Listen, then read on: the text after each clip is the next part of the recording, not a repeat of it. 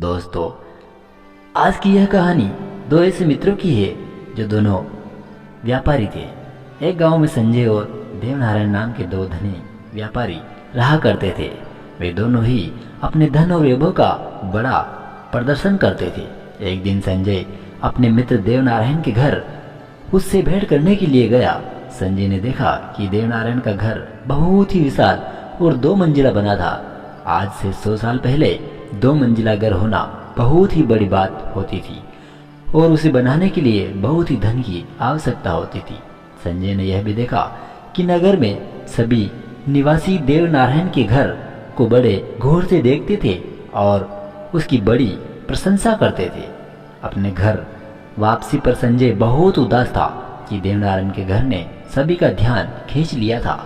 उसने उसी वास्तुकार को बुलाया जिसने देवनारायण का घर बनाया था। उसने वास्तुकार से देवनारायण के घर जैसा ही 2 मंजिला घर बनाने को कहा।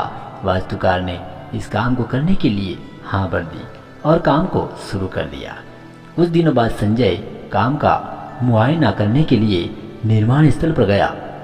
जब उसने नींव खोदे जाने के लिए मजदूरों को गहरा गड्ढा खोदते देखा तो वास्तुकार को बुलाया और पूछा कि यह इतना गहरा गड्ढा क्यों खुदवा रहे हो? मैं आपसे बताए अनुसार 2 मंजिला घर बनाने के लिए काम कर रहा हूँ।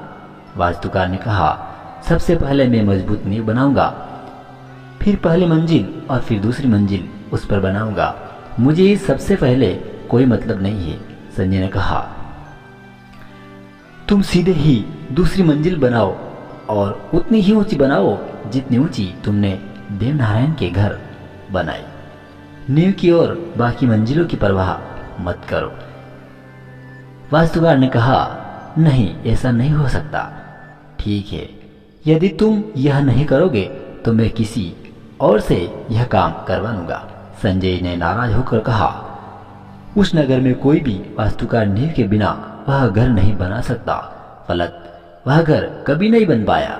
अतः किसी भी बड़े कार्य को संपन्न करने के लिए उसकी नींव सबसे मजबूत बनानी चाहिए एवं काम को योजनाबद्ध तरीके से किया जाना चाहिए। दोस्तों, इस कहानी से हमें यह शिक्षा मिलती है कि किसी भी कार्य को शुरू करने से पहले उसकी नींव को मजबूत करें। अगर नींव मजबूत होगा तो आगे किसी तरह का कोई दिक्कत नहीं आएगी। चाहे आप 1 मंजिल, 2 मंजिल, 10 मंजिल भी मकान बना सकते हो। यह बात मकान पर ही नहीं, यह बात हर बात पर आ गई। दोस्तों, आज की कहानी को हम यही विराम देते हैं। मिलते हैं नेक्स्ट कहानी के साथ। तब तक के लिए आप सभी को जय हिंद, वंदे मातरम, जय श्री राधे कृष्णा।